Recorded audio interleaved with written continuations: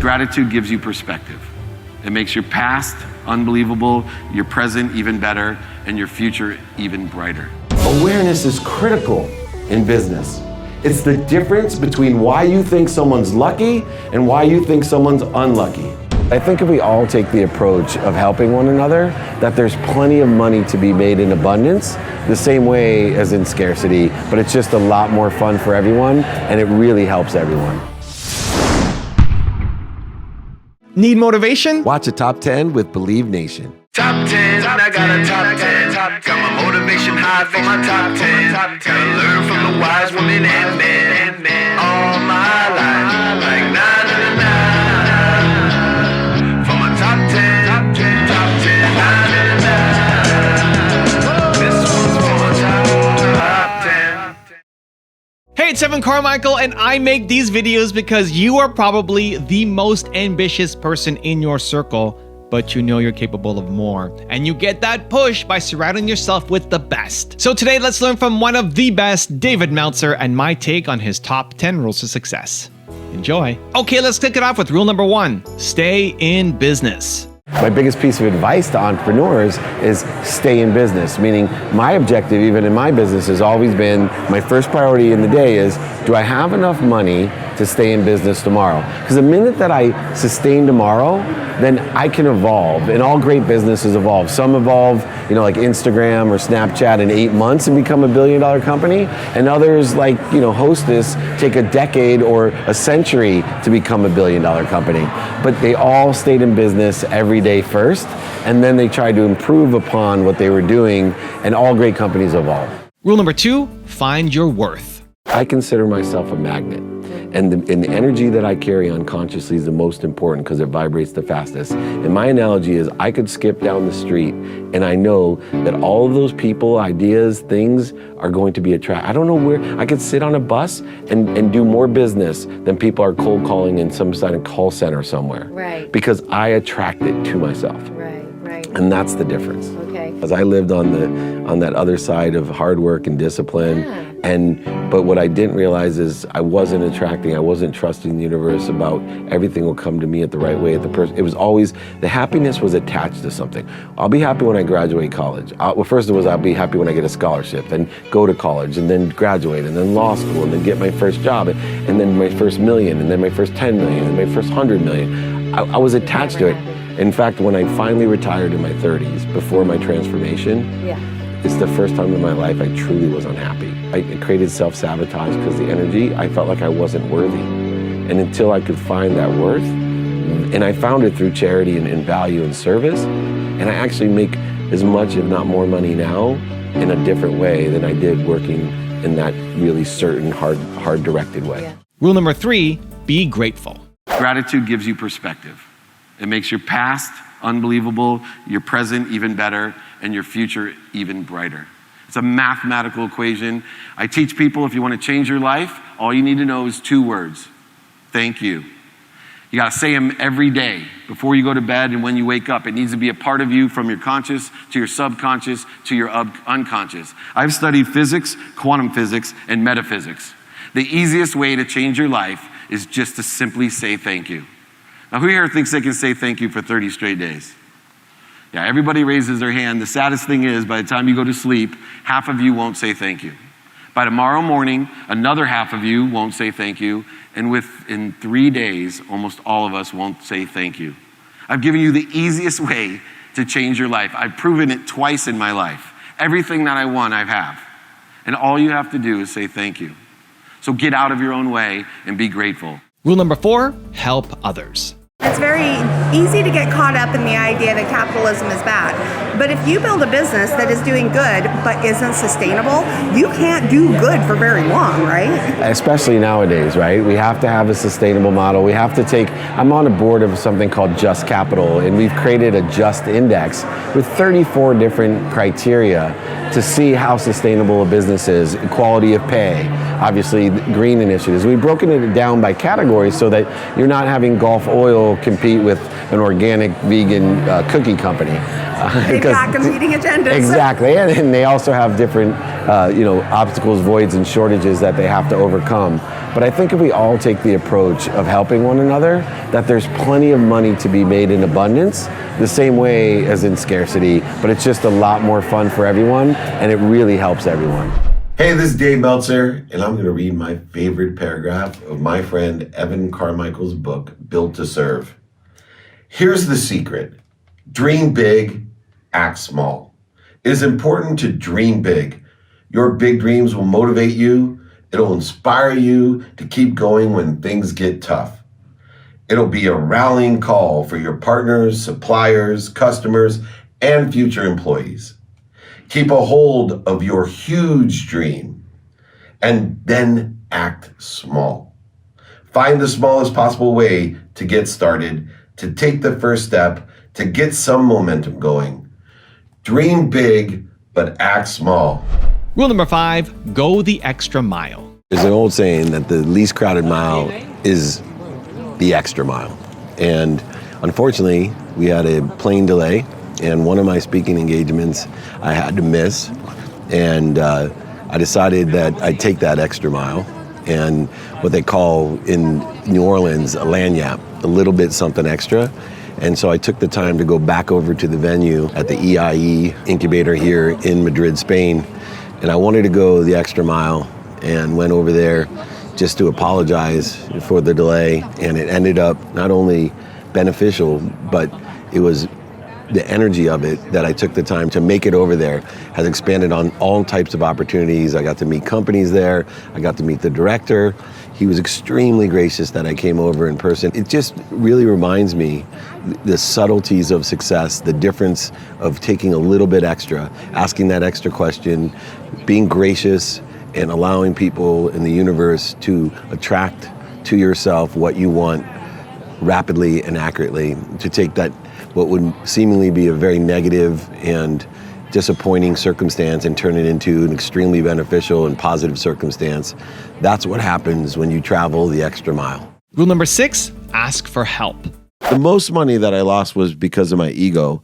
I didn't ask for help. I had bought a lot of real estate and because everything had always worked out for me. All the businesses I did, I was a multimillionaire. I never asked for help, and it really hurt me. I bought a golf course, and I learned a valuable lesson. Why do you directly correlate? You said your ego is what hurt you, but why do you directly correlate you asking for help with an ego? In other words, can't you still have a big ego but still ask for help? I think, you can. It's very rare.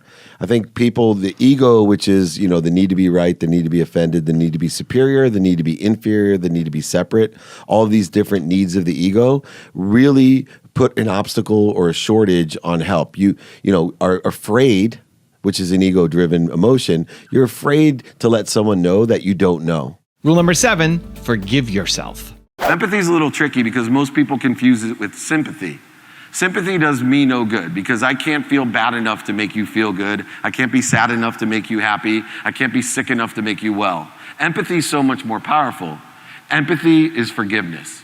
And you can't give what you don't have, so you only have to forgive one person in your life. And guess who that is? Yourself. You can't give what you don't have. And as entrepreneurs, you have to be terribly forgiving of yourself because we make tons of mistakes. Rule number 8, be more interested than interesting. When Christian Okoye ran me over, I realized I didn't have the skill to be an innovator in football. I just didn't have the skill. So, like every other nice Jewish boy, I decided that if I couldn't be an NFL star, that I'd be a doctor. Right? That's logical. Look more like a doctor. My oldest brother was doing his residency at UCLA, and I went over to visit him after my football season, and I went to my brother. He was in the hospital, and I looked around and I said to him, "Gosh, I hate hospitals." "Dave, you're pre-med at a great college and you hate hospitals?" I go, "Yeah, well, I don't want to be a hospital doctor. I want to be an allergist. I want to work with kids. I want to have a nice small office in the neighborhood, hopefully some cute nurses and a beautiful wife, and just help kids. I don't even want to see blood, right? Sneezing's about as far as I can get. I hate hospitals." That's when I learned a really important lesson about knowledge. That not only did you need to have skills to be an innovator, but you needed knowledge. In fact, my brother gave me a great piece of advice. He said to me, David, you need to be more interested than interesting. And later on in my life, I was blessed to be the CEO of the most notable sports agency in the world. They made this famous movie, Jerry Maguire, about Lee. And people would come up to me all the time, less interested and more interesting, and say, Mr. Maguire, I want to be just like you, Mr. Maguire. And I'm thinking to myself, that's exactly how my brother must have felt when I was 18 and told him I wanted to be a doctor and hated hospitals. These poor kids don't even know what a sports agent does. They haven't done enough research or due diligence to have the knowledge to be an innovator in medicine or in sports agentry or in technology. It doesn't matter. Rule number 9, live an inspired life. Awareness is critical in business.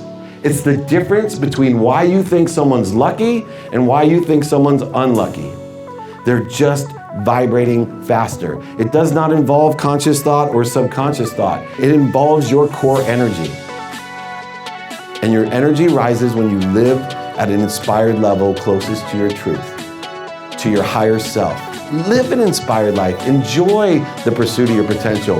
Make mistakes, learn from them, move on, vibrate faster, be aware of more, and rapidly and accurately, you can have whatever you want. And rule number 10, the last one before a very special bonus clip, is be 100% accountable. My mom used to say, you need to live above the line. You can't go below the line into blame, shame, and justification. She used to tell me if I was accountable for everything in my life, I only had to ask 2 questions. Number 1, what did I do to attract this into my life? And 2, what am I supposed to learn from it? 2 simple questions. Now, as a lawyer, that got confusing because I said, what if I'm at a stop sign and someone runs into the back of me while they're texting? How can I be accountable? Well, that's liability, right? Those people are still liable to you. I suggest you call your insurance company or your lawyer. Do not go in front of a judge and say, I'm accountable, right? We need to figure out whose damages are being paid. But the bigger question to ask yourself at all times is, what did I do to attract it in my life? And 2, what am I supposed to learn from it?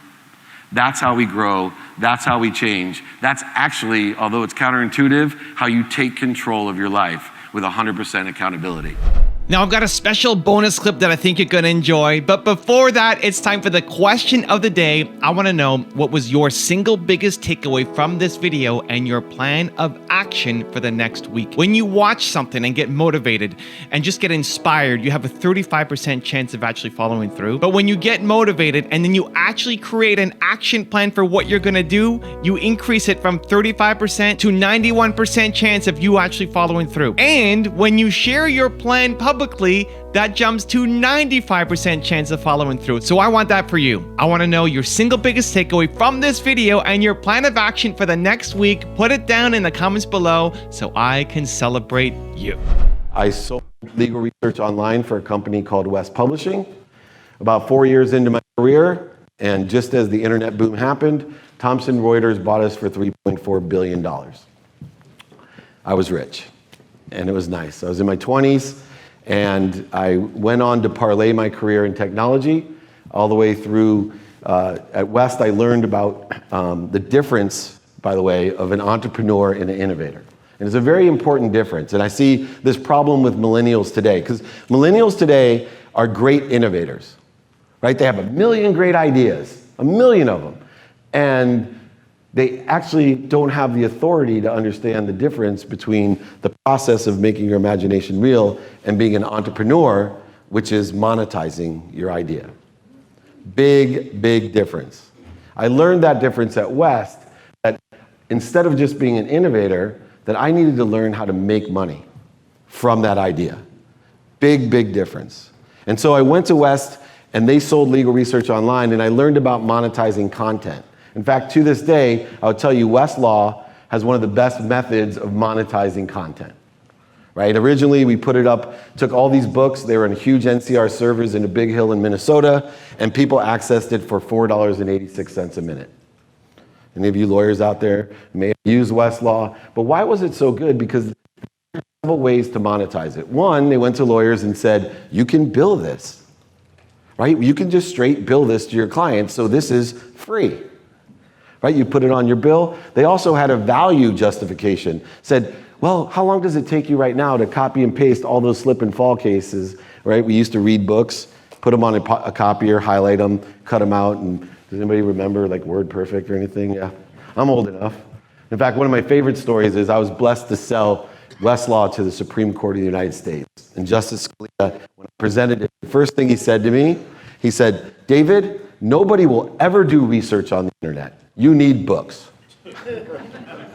Later on, I got to meet with Justice Scalia, and I told him that story, and he said to me, he goes, Dave, you don't tell anyone that story, do you? Every speech I get. Sorry, buddy. But I learned to monetize content. Now, the difficult thing about content is that it's just ideas. And there's a million great ideas out there, right? Everyone has a great idea. How do you monetize it? But the cool thing about content is if you find the right content and the right idea, it lasts forever. It does. It lasts forever. In fact, I went onto YouTube. I have a 7-year-old son. So I just kind of Googled and found the Mickey Mouse Club. And I saw 470 million hits on the Mickey Mouse Club on YouTube. In 1940, it was a black and white whistling mute mouse, right, from a great entrepreneur, Walt Disney, who learned how to monetize that mouse throughout our generations to become the icon of entertainment. So to monetize content became an important part of being an entrepreneur versus an innovator.